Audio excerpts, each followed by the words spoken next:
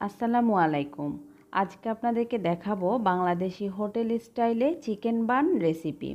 এই বানগুলো সাধারণত বিভিন্ন নামকরা হোটেল এবং বেকারিতে পাওয়া যায়। তো চলুন দেখে নিই আমরা বাসায় কিভাবে এই বানগুলো খুব সহজেই তৈরি করতে পারি।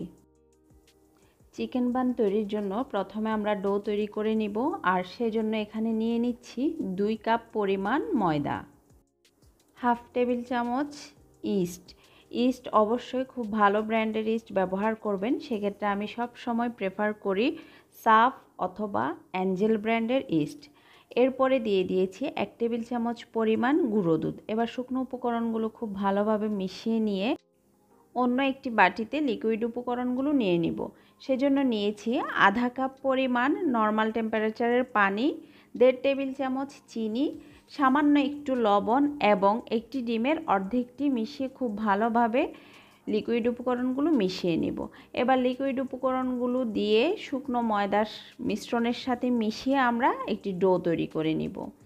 ডো যখন মাখানো হয়ে যাবে, ডো অনেকটা স্টিকি ভাব থাকবে, ভয় পাওয়ার কিছু নেই। যখন আমরা 2 টেবিল চামচ বাটার দিয়ে খুব ভালোভাবে মথে নিব, তখন আবার মসৃণ একটি ডো তৈরি হবে। ডো মথাতে মথাতে যখন দেখবেন আপনার হাতটা ক্লিন হয়ে গিয়েছে এবং সারফেসেও কোনো ডো আর লেগে থাকেনি, তখন বুঝতে হবে ডো খুব ভালোভাবে মথানো হয়েছে। ডো যত ভালোভাবে মথাবেন আপনার বান তত সফট হবে।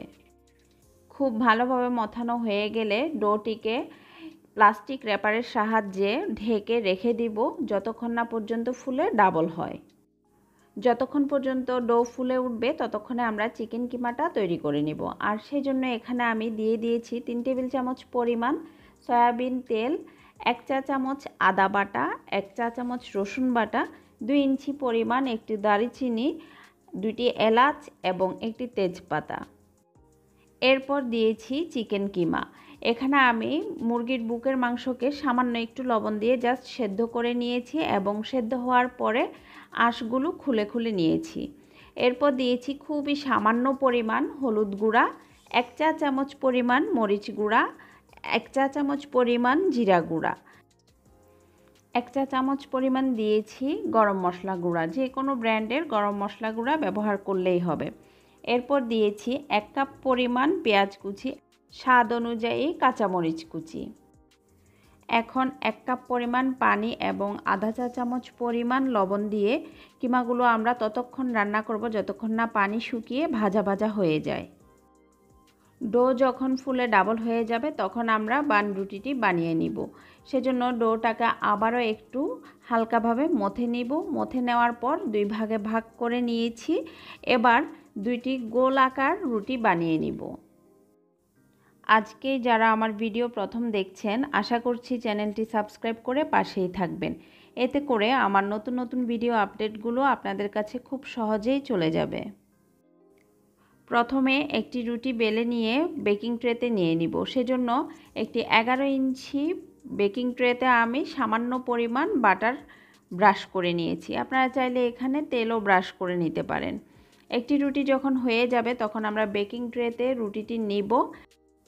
এরপর অন্য রুটিটিও আমরা বেলে নিব।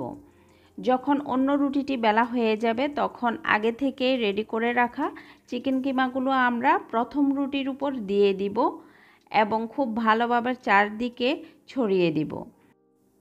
আমি যেহেতু চিকেন বানটি আমার বাচ্চাদের টিফিনের জন্য রেডি করছি, সেজন্য আমি এখানে কিমা দেওয়ার পরে উপরে সামান্য একটু টমেটো সস দিয়ে দিচ্ছি।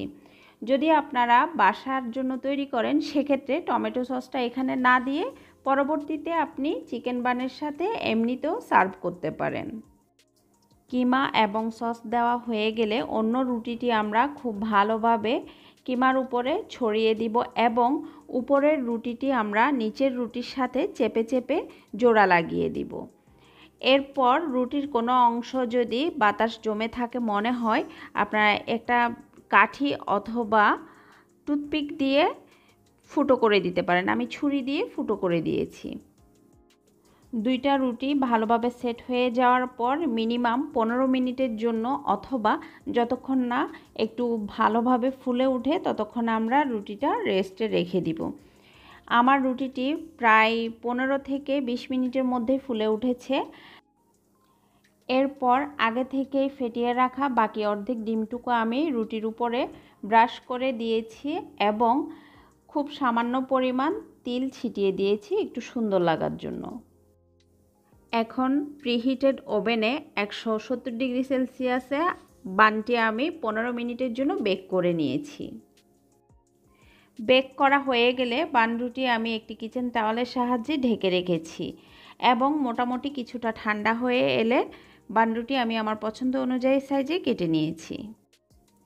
স্ক্রিনে নিশ্চয়ই আপনারা দেখতেই পারছেন বান রুটিটা কতটা সফট হয়েছে এবং ভেতরের চিকেন কিমাগুলো কতটা জুসি হয়েছে। আবারও দেখা হবে নতুন কোনো ভিডিওতে। আল্লাহ হাফেজ।